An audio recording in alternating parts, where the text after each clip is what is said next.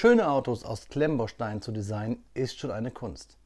Aber dann auch noch abgeranzte Autos zu bauen, die richtig cool aussehen, das ist schon Masterclass.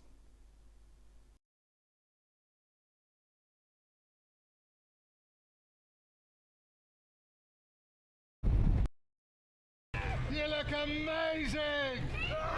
You look amazing! Willkommen jenseits der in der Noppenklötzenscheune. Mein Name ist Matt Blockstar und Freunde, heute, ihr habt es ja schon gesehen am Thumbnail, sprechen wir über zwei ikonische Sets aus der grandiosen Quadrologie, ich weiß nicht genau, wie man es nennt, Mad Max. Mad Max war schon immer irgendwie ein Teil meines Liebling-Franchise, denn es geht ja eigentlich um coole Autos und coole abgeranzte Autos. Die Story war mir immer egal, wichtig waren mir die Fahrzeuge. Und ich finde es richtig cool, dass mein Buddy Florian da zwei Sets designt hat, die ich euch heute vorstellen werde. Nämlich einmal den Interceptor von Mad Max Mike Rocketschinski, so heißt er ja, und den Warwick, den wir alle kennen aus Fury Road.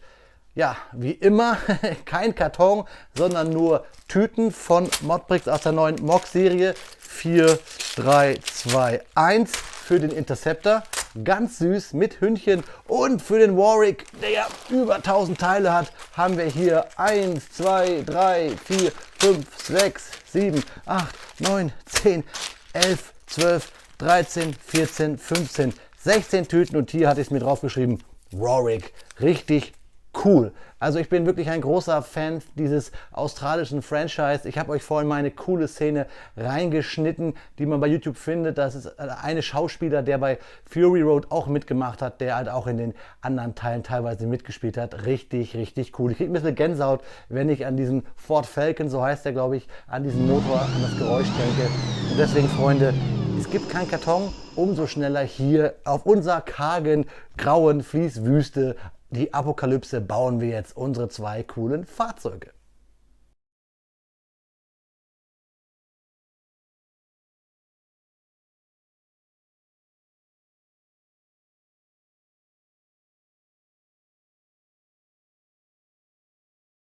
Speedbildzeit ist Faktenzeit und natürlich sprechen wir heute über Mad Max. Auf dem Fahrzeug, was wir in Mad Max 1 kennen, steht nicht Police, sondern MFP. Und das heißt auch nicht mobile Freiheitspolizei oder irgendwie sowas, sondern es steht für Main Force Patrol. Und bei diesem Fahrzeug handelt es sich um einen 598 PS starken V8 in einem eingebauten Ford Falcon XB GT Coupé. Mad Max 1 wurde mit sehr geringem Budget umgesetzt, so dass Regisseur George Miller für die Verfolgungsjagd am Anfang des Films seinen eigenen Wohnwagen einsetzte, weil er kein Geld mehr zur Verfügung hatte. Am Ende der Produktion sollte der schwarze V8 Pursuit, also dieser Ford Falcon, verkauft werden. Er wurde jedoch nach dem Erfolg für Mad Max 2 behalten. Die in vielen Szenen zu sehenden Motorradfahrer in Mad Max 1 wurden von Mitgliedern lokaler Motorradclubs, unter anderem den Willigans MC und den Barbarians aus Melbourne, gespielt. Der Hund aus Teil 2, den ihr auch ein bisschen auf meinem Thumbnail seht, ist ein sogenannter Blue Heeler. Der Name des Hundes ist ganz praktisch Hund. Der Name der Hundefuttermarke, die wir da sehen, ist Dinky D und das spielt auf das australische Slangwort an, das sich mit Original, Echt oder The Real One, das einzig wahre, übersetzen lässt. An der Seite des Tanklasters aus Teil 2 sind die Worte Seven Sisters Petroleum aufgemalt. Das ist eine Anspielung auf die 7 Ölkonzerne, die in den 60er und 70er Jahren den Ölweltmarkt praktisch aufgeteilt hatten und The Seven Sisters genannt wurden. Obwohl als Fortsetzung zu Mad Max 1 konzipiert, ist Mad Max 2 weitestgehend eigenständig und benötigt kaum die Vorkenntnisse des ersten Teils, ähnlich bei den Spaghetti-Western von Sergio Leone. Auch sonst lassen sich Parallelen zum Western ziehen. Wenngleich in einer dystopischen nahen Zukunft angesiedelt, handelt es sich auch hier um eine Variation recht gängiger Cowboy- und Indianergeschichten, in der Gewaltdarstellung freilich an ein erwachsenes Publikum angepasst wurde. Zuweilen wirkt Millers postapokalyptische Zukunft sogar altertümlich Also noch älter irgendwie als der Wilde Westen. Zwar werden mit Waffen ausgerüstete Autos und Motorräder als Fortbewegungsmittel genutzt, von Schusswaffen oder gar Flammenwerfern wird im Film aus Mangel an Munition aber selten Gebrauch gemacht. Vielmehr nimmt man mit archaischen Waffen wie Pfeil und Bogen, Armbrust, Harpunen, Harnischen oder Boomerangs Vorlieb. Trotz der Eigenständigkeit der Handlung sind Verweise zu Teil 1 vorhanden und lassen somit eine zeitliche Einordnung nach den Geschehnissen im Vorgänger zu. Beispielsweise ist der rechte Arm von Mad Max Lederjacke abgeschnitten und er trägt eine Schiene, um sein Knie zu schützen, was beides Folgen seiner Verletzungen im ersten Teil sind. Seht ihr auch im Thumbnail. Kommen wir noch zu Fakten zum Teil 3. Im Nachspann ist von Teil 3 Beyond Thunderdome Mel Gibson als einer der Stuntmen gelistet, was ihm einen Eintrag als mutigster Schauspieler im Guinness Buch der Weltrekorde einbrachte.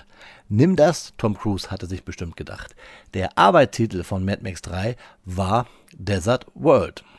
Thunderdome, also Donnerkuppel auf Deutsch, ist der Namensgeber einer Musikveranstaltung in den Niederlanden. Dort wird hauptsächlich Hardcore-Techno gespielt und diese Musikrichtung habe ich als Jugendlicher sehr gern gehört. Kommen wir nun zum Fakten zum letzten Teil der Mad Max-Reihe, nämlich zu Mad Max Fury Road. Der Produzent und Regisseur Miller beabsichtigte, für diesen Film alle Stunts real zu filmen, da, Zitat, selbst wenn sie richtig gut sind, Computereffekte immer ein bisschen gefälscht wirken würden. Er habe versucht, dass alles echt ist, die Stunts, die Autos und die Wüste. Und kommen wir jetzt zum letzten Fakt und naja, es passt halt auch ganz gut, denn als letzten Teil baue ich ja hier gerade den Warwick oder das Warwick und beim Warwick, also den Tankladzug, handelt es sich um einen Tatra 815, dessen Kabine nach hinten versetzt wurde und mit dem Heck eines Chevrolet Fleetmaster vergrößert wurde. Insgesamt wurden 3 optisch identische Exemplare des Warwick hergestellt. 2 wurden von jeweils 2 V8-Motoren angetrieben, der dritte von einer Tatra Racing Engine, da sich die erste Variante als untermotorisiert erwies. Eine wurde für den Film zerstört, die anderen beiden befinden sich noch immer im Besitz der Filmgesellschaft. Und ich bin froh, dass jetzt dieses Set hier in meinem Besitz ist, fertig ist. Freunde, ich hoffe, ihr hattet Spaß an diesen halt vielen Fakten zu Mad Max. Und jetzt besonders viel Spaß beim Review zu diesen 2, postapokalyptischen Fahrzeugen. Ja, Freunde, da sind wir hier auf der grauen Fließ-Ödland-Wüste, möchte ich mal behaupten. Und wir haben die 2 Fahrzeuge aus dem Mad Max-Film-Franchise. Den V8 Interceptor, den umgebauten Ford Falcon XB oder Pursuit 2, wie auch immer ihr wollt. Und das Warwick, den Tatra 815, den umgebauten. Aber wir fangen an mit dem kleinen Fahrzeug. Auch das Fahrzeug habe ich zuerst gebaut. 30 Minuten habe ich gebraucht. Den V8 Interceptor mit dem Hund. Ihr habt es gerade gelernt, der im Film ja Hund heißt. Wir haben 3 Steine über, quasi sogar eine Familie, eine dreiteilige, ein 1x1er, ein 2x2er und ein 2x3er. Ein kleines Potpourri für die Sammlung. Die Steine generell bei beiden Sets, kann ich sagen, sind gut. Es gibt 1, 2 Steinchen, da war es vielleicht nicht okay, kommen wir aber später drauf. Bei diesem Fahrzeug war alles okay, es war eher beim Warwick was, aber auch nichts Schlimmes. Wir haben an diesem Fahrzeug fast keine Einnoppentechnik. Wir haben nur 2 Sachen. Das ist hier vorne diese Verblendung, quasi die angedeuteten Scheinwerfer mit den Gittern. Das ist das Einzige, die eigentlich so ein bisschen schräg sind. Das versucht Florian auch hier mit einer cleveren Bautechnik anzudeuten. Sonst sieht das Fahrzeug richtig cool aus.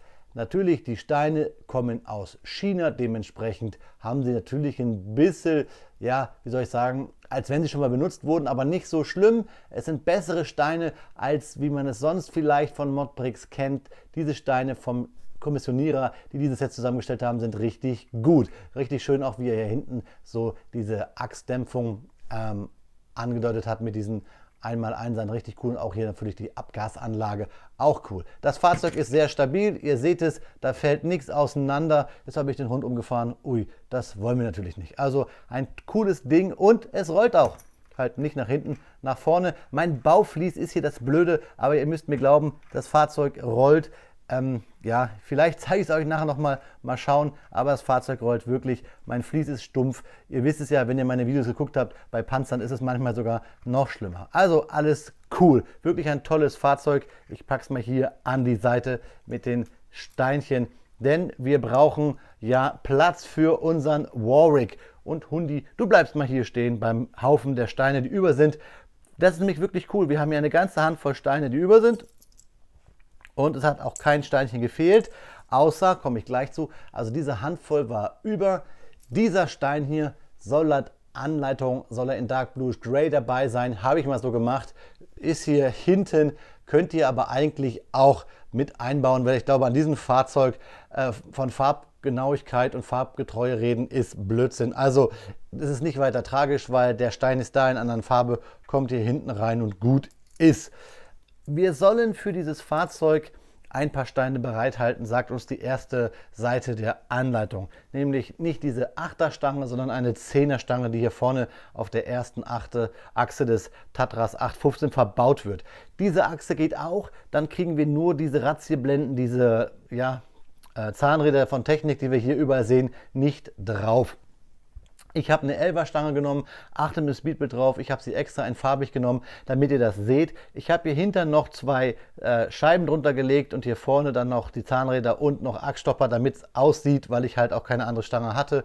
Ich habe zwar noch einen schwarz gehabt, aber ich wollte halt eine nehmen, damit ihr im Speedbild seht, wie dieses Fahrzeug da vorne gebaut wird. Dann sollen wir einen Tachoraum mit einer bedruckten Tachofliese nehmen. Habe ich gestückelt, zeige ich euch gleich, wenn ich euch das Fahrzeug genau zeige. Dafür ist aber in der Anleitung eine 1x4er Flat-Teil in Dark Bluish Grey dabei. Und wir sollten zwei dieser abgerundeten Bricks, Round Tiles, ich weiß nicht genau, wie sie heißen, nehmen. Diese runden, die hatte ich noch im Potpourri. Florian hat aber in die Anleitung, die wirklich sehr gut ist, die Teilenummern für Bricklink reingepackt. Wie viel die genau kosten, suche ich noch mal raus ungefähr. Ist aber nur ein Richtwert. Ihr wisst, Bricklink-Preise sind ja keine Preise, die man so mal sagen kann, die sind fix. Also ihr braucht theoretisch 4 Steinchen, Entschuldigung. So, die Stange geht an die Seite. Wie gesagt, das ist der Haufen, der über ist. Ich habe an diesem Fahrzeug, wir messen es mal kurz, denn bei uns Männern geht es ja immer ein bisschen um die Größe. Ho, ho, ho. Das ist so um die, ja, hier bei mir 47, 48 Zentimeter lang. Eigentlich nicht viel auszusetzen. Es ist richtig ein tolles Gefährt, es sieht monströs aus. Es hat auch wirklich fast keine problematischen Bautechniken. Ich habe hier vorne dieses Geschütz auf einer Noppe und dieses Schild hier vorne hängt jeweils auf einer Noppe, jeweils links und rechts. Die sind ein bisschen fragil, aber sonst, es gibt sogar eine Bautechnik, die ist sehr, sehr fest. Deswegen habe ich es auch noch nicht zusammen gemacht, weil ich es euch gleich zeigen will. Wenn man das zusammenkoppelt, hält das richtig gut. Ganz im Gegenteil, ich habe mir vorhin einmal sogar das ganze Innenleben hier rausgerissen. Deswegen zeige ich es euch erstmal jetzt getrennt. Nämlich erstmal das Zugfahrzeugchen, sage ich mal. Wobei Fahrzeugchen ist hier ein bisschen, wie soll ich sagen, untertrieben. Eine riesige Maschine. Schaut euch dieses Schild an und wie gesagt, hier hängt es nur auf einer Noppe und da auch. Und es sind zwar wirklich gute China-Steine, aber natürlich keine Go-Brick-Steine und dementsprechend, wenn wir das hier bewegen, geht es lose.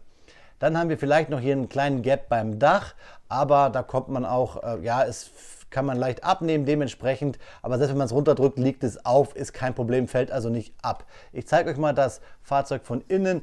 Es hat so typische Rückbänke, die so quasi, es sieht nach Leder aus, also es ist ja auch hinten ein amerikanischer alter Kreuzer gewesen, so ein Straßenkreuzer und dementsprechend sieht man hinten das braune Leder und hier vorne, übrigens habe ich mir selber das Tacho gebaut, da seht ihr Tacho mit den Fliesen und eine bedruckte weiße Fliese noch, die ich gemacht habe. Das soll dann für mich das Tacho sein, diese weiße und dann noch diese 1x1er und da eine graue. Wie gesagt, hier hinten das graue sind die angedeuteten Ledersitze. Das kennt man so ein bisschen aus amerikanischen Filmen.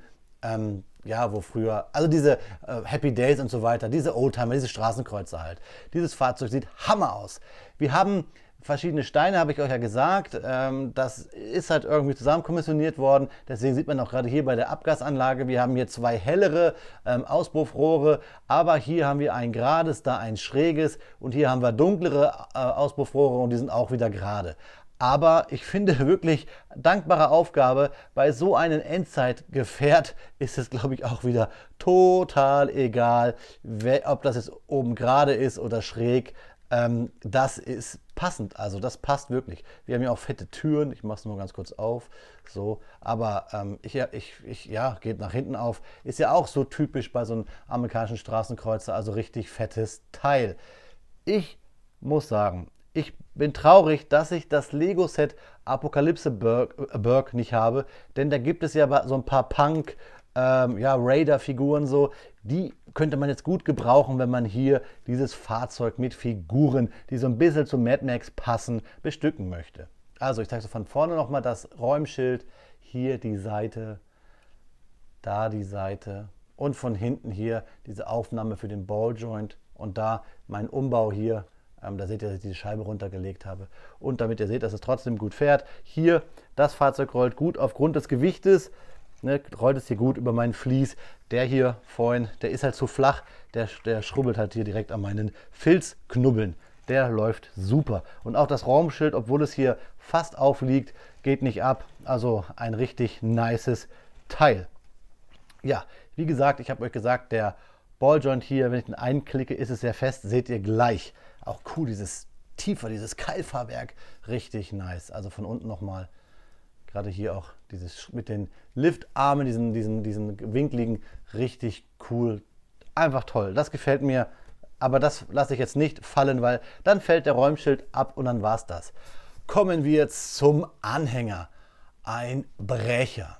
Ja, wir haben diese Snot-Dingsbums-Technik benutzt, also hier oben sind die Noppen und dann habt ihr gesehen, bauen wir die Paneele, drücken die hier dran, hält aber Bombe. Von unten richtig tolle, interessante Technik ist hier diese Aufhängung der Räder. Das sind diese, ja, ich hätte jetzt fast Penis-Technikteile gesagt, das piepsen wir raus.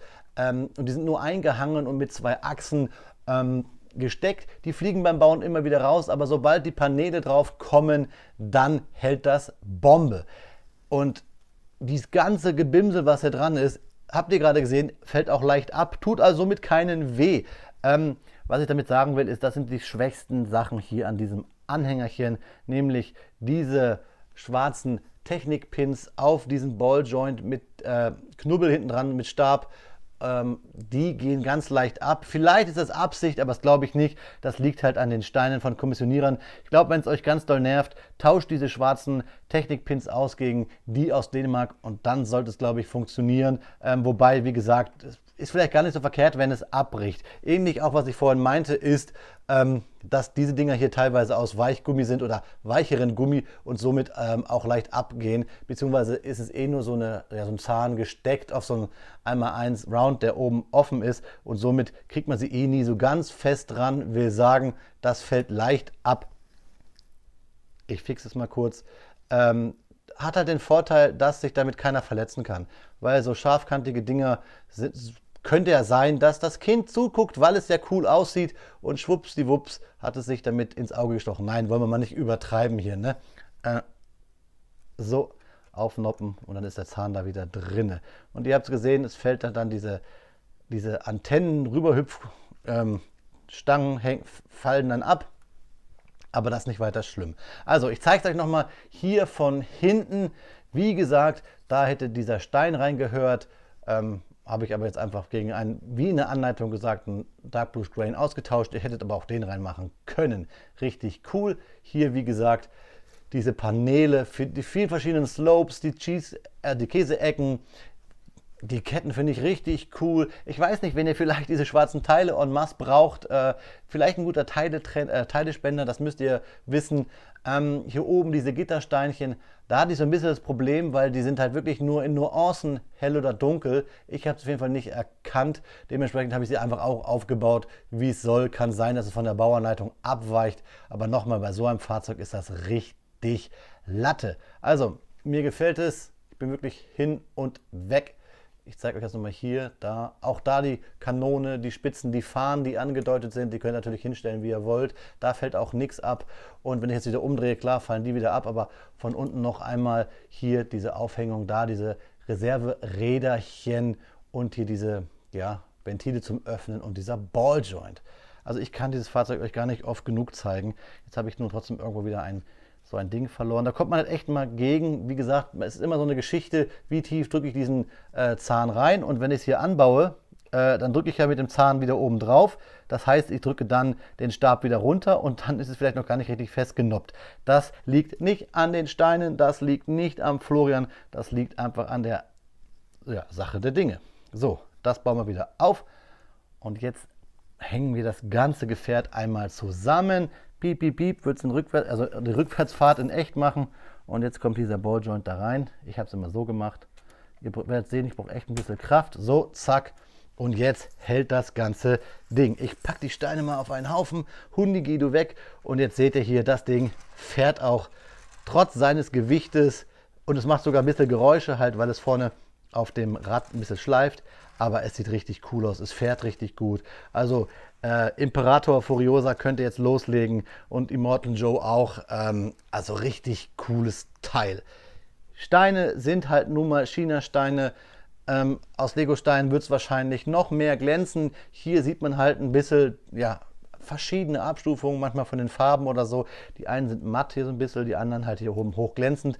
Liegt aber A auch an den Steinen und B, weil es halt ein anderer Kommissionierer ist, der wahrscheinlich mehrere Steine hat. Aber an dem Fahrzeug habe ich nichts auszusetzen. Der Preis vielleicht, aber mir wäre es das, glaube ich, wert. Ich meine, ich habe hier 1200 Steinchen mit dem Ford zusammen. Den Interceptor habe ich, glaube ich, ein Set von 1500 grob Steinchen. Jetzt weiß ich nicht, wie viele hier auf den Haufen liegen würden. Und hey, ich kriege sogar noch ein Hundi dazu. Richtig gut. Also Hammer. Wenn ihr Endzeit-Fan seid, wenn ihr sagt, ich brauche sowas, ich stehe auf die Filme, ich bin damit vielleicht groß geworden, ich brauche PS-strotzende, nach Oktanzahl riechende Fahrzeuge, dann ist dieses Ding genau das Richtige für euch. Für alle anderen vielleicht, ja, ist es euch überlassen, was ihr mit den Informationen aus diesem Video macht. Ich finde es cool, habe jetzt nur ein bisschen Problem, dass ich gucken muss, wo stelle ich es hin, denn ja, es sieht jetzt ja nicht nach Friede, Freude, Eierkuchen aus. Aber Freunde, Friede, Freude, Eierkuchen gibt es jetzt gleich, wenn wir uns zum Abschluss noch einmal in die Augen schauen.